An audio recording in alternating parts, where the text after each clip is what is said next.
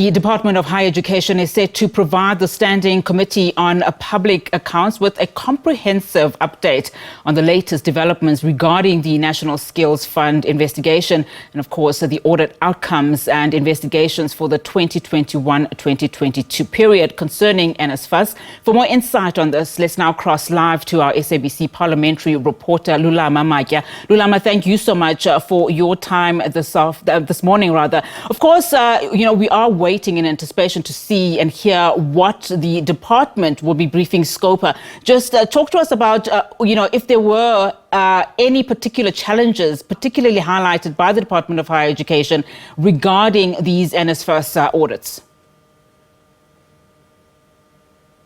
Good morning. Good morning, Unathi, and the viewers at home. Let me start, Unathi, by saying that this briefing today follows the Special Investigating Unit investigating the National Skills Fund. If viewers can remember, last year, the National Skills Fund, there was a 5 billion rand that was lost by the fund. It came through audit outcomes of the fund, and then SCOPA initiated that investigation into the matter. And then the minister also investigating the matter. So the SIU today is expected to brief SCOPA on the outcome or on the progress of that investigation into that missing 5 billion rand at the National Skills Fund. Secondly, Unathi, the SIU will brief the committee again on the funding of NSFAS students. Viewers will recall that last year, the SIU discovered that thousands of students who are funded by NSFAS were funded fraudulently. The means test was not done properly. At the time, the SIU was saying that approximately more than 40,000 students are being funded fraudulently, are fraudulent beneficiaries of NSFAS. So also that investigation is expected to be tabled today before SCOPA so that the committee can understand how far and what has been done to recoup the money, because at the time, you can imagine 40,000 students being funded fraudulently. It amounts to billions of rands, while eligible students are supposed to be funded by NSFAS are falling through the cracks, and those who are benefiting illegally or fraudulently. So those are the investigations that the SIU will brief SCOPA about today, Unathi. So some very thorny issues then that will be brought to the table today. Of course, NSFAS has not been enjoying good coverage. We know that, for most of last year and, of course, beginning of this year. What has the Department of Higher Education particularly been saying, regarding the recent allegations? We know, of course, there have also been calls for the minister's resignation in as far as what is happening at NSFAS. The department came under fire, especially as well as NSFAS, for these fraudulent beneficiaries. But the minister was saying that the fact that they were able to be picked up, it means that NSFAS is functioning.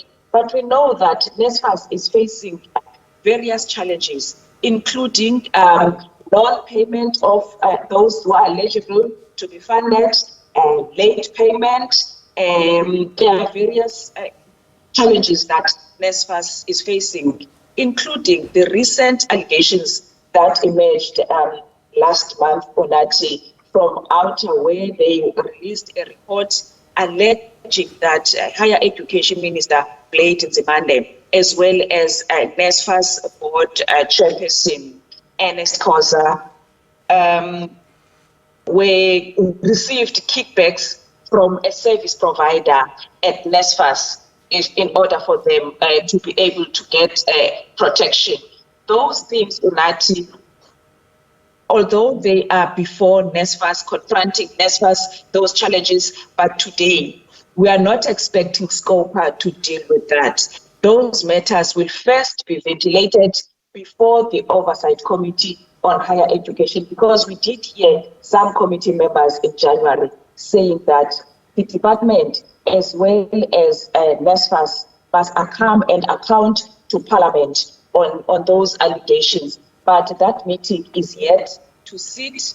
The SCOPA route is different from that. We're not expecting to hear SCOPA raising those issues, because remember, for the SIU to investigate, it must get a proclamation from the president. But you're correct to say that NSFAS is embroiled in various controversies, and there are various investigations that are happening, including the latest one involving the minister. But Unathi, I must also say that the minister was quick to deny those allegations, saying that he has never personally benefited from service providers at NSFAS. So we will hear on that one when the Committee on Higher Education invites both NSFAS and the Department of Higher Education to account on the allegations of fraud and corruption around the minister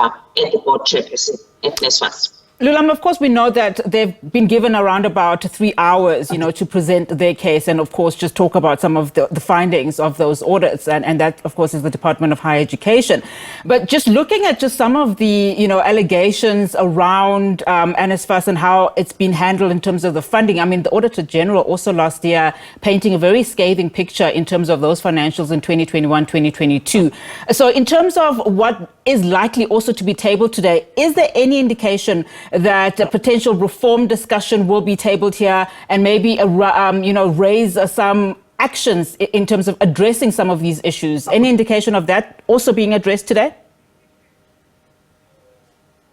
The SIU is appearing before SCOPA, and SCOPA plays an oversight role over various departments.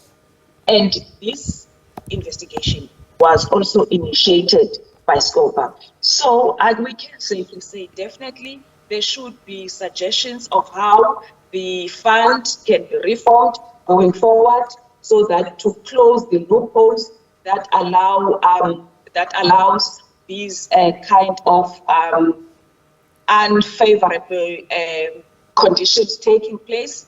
There should be those suggestions. Besides that, some opposition parties already have been saying that there should be reforms around how NSFAS is being distributed, so as to stop the leaking taps, to avoid these fraudulent activities, so that those who are eligible to benefit must benefit, and those who have benefited fraudulently are given an opportunity. That money must be recouped back to the fund so that it can be distributed to eligible beneficiaries.